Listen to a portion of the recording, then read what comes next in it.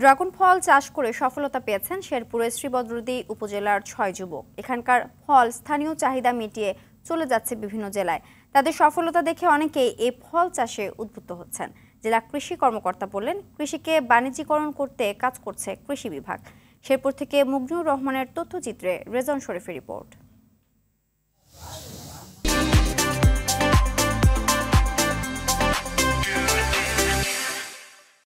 সীমান্ত জেলা শেরপুরে গড়ে উঠেছে বেশ কয়েকটি ড্রাগন ফল বাগান।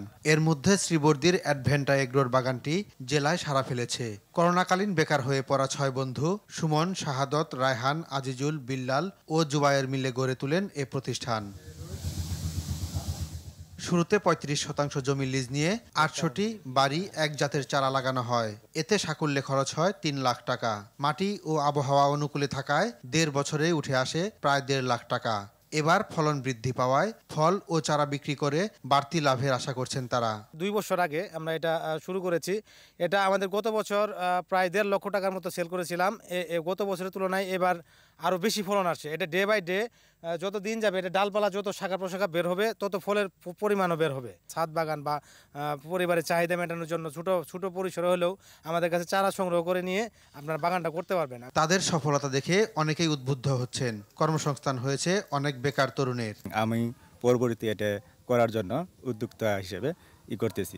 চারা আমি নিজেও ফেলাইতেছি। এই বাগান দীর্ঘত ২ বছর যাবৎ কাজ করতেছি।